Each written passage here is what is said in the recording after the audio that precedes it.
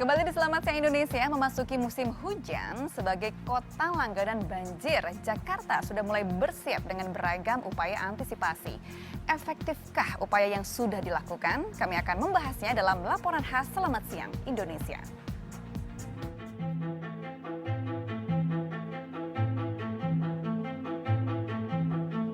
Jakarta, musim hujan, identik dengan banjir.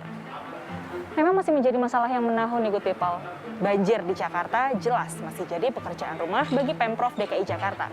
Yang mana salah satu fokusnya tahun ini adalah percepatan proses surutnya air banjir 6 jam pasca hujan mereda.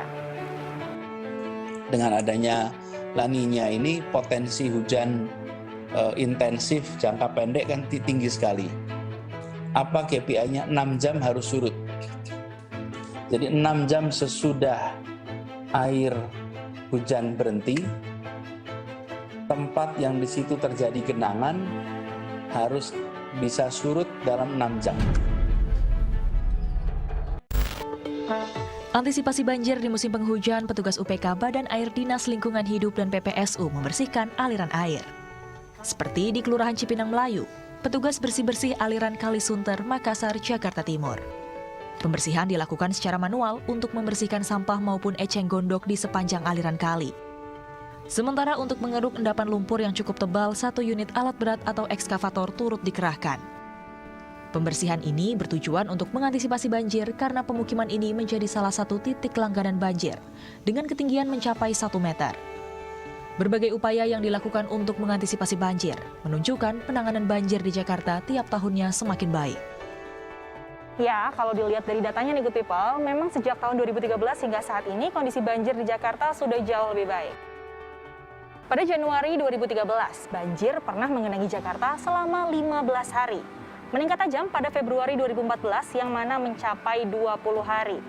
Jauh membaik menjadi 7 hari di Februari 2015 hingga akhirnya terus membaik 2 hari di tahun 2019 dan yang terakhir 4 hari pada Januari 2020.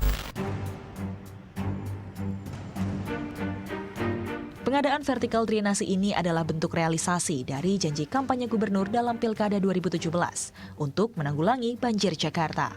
Dana sebesar 400 miliar rupiah dianggarkan untuk membangun sumur-sumur resapan di tahun 2021. Secara teknis, sumur resapan yang dibangun di sejumlah titik di Jakarta mempunyai kedalaman 3 meter dan dapat menampung air hujan hingga 5 meter kubik. Di Jakarta, drainase vertikal atau sumur resapan sudah tersebar di banyak titik. Dengan angka ini dibutuhkan 1,8 juta sumur resapan untuk bisa menekan risiko banjir di seluruh wilayah DKI.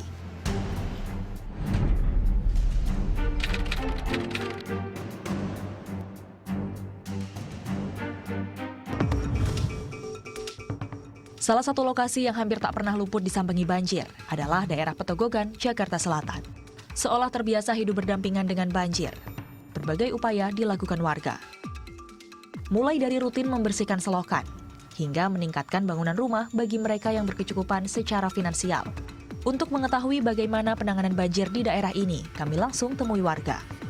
Salah satu lokasi yang menjadi langganan banjir di ibu kota adalah di daerah Petogogan, Jakarta Selatan, seperti salah satunya rumah salah satu warga di sini, yaitu rumah Ibu Sumini, yang beberapa waktu belakangan, Good People, juga masih jadi salah satu rumah yang terdampak banjir. Ini masih ada bekasnya.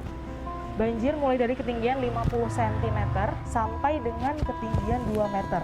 Pernah menggenangi rumah Ibu Sumini.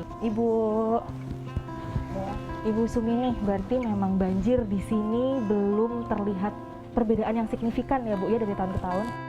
Ya dulu sih memang sampai di atap gitu ya. Ya sekarang ini ya itu paling tinggi ya segitu. Kalau masuk ke dalam sih tetap soalnya jalanan juga gote aja kayak gitu, nggak pernah dikeruk-keruk, nggak pernah yang sampai 10 hari, pernah yang cuman 2 hari, 3 hari, nggak tentu itu. Kalau minggu-minggu belakang ini nggak sampai nginep Mbak, yang di dalam rumah sini sih udah cepat surut, cuman di jalanan situ ya sampai nginep. Ini kan tempat saluran air dari kamar mandi itu kan itu udah saya sumpel, tapi ya percuma, orang air juga dari mana-mana. Sumini hanya satu dari ratusan warga yang sudah belasan tahun merasakan dampak air bah yang rutin banjiri kawasan ini. Lokasi yang dekat dengan Kali Krukut kian membuat rumah Sumini rentan banjir yang dipastikan selalu datang tiap tahunnya. Menurut data BPBD hingga tahun 2020, sebanyak 62 kelurahan di DKI Jakarta terendam banjir. Hal ini timbulkan pertanyaan tentang efektivitas dari bermacam upaya yang telah dilakukan. Pengadaan vertikal drainase yang biaya pembuatannya mencapai 80 juta rupiah per buahnya ini pun tak luput dari sorotan di media sosial. Tak sedikit warga yang pertanyakan efektivitas dari sumur resapan ini. Mulai dari penempatan lokasi, efektivitas penyerapan, genangan yang bisa jadi sarang nyamuk, hingga jumlah dana yang dianggarkan. Drainase vertikal itu sebetulnya adalah satu teknis atau cara yang dilakukan untuk menambah potensi air tanah.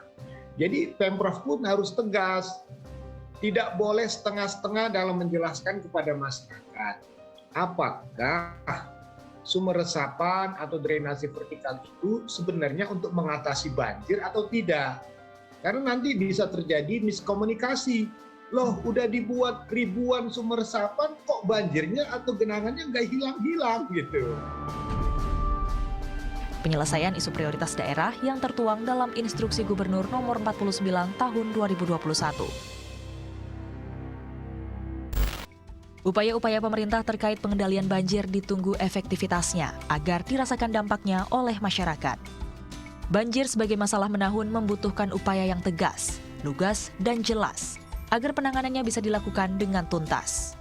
Sinergitas diperlukan tak hanya antara pemangku kebijakan di kalangan pemerintahan, tapi juga campur tangan warga dalam menjaga lingkungan. Vika Ramadhani, Agung Maulana, Oktabari melaporkan untuk NET.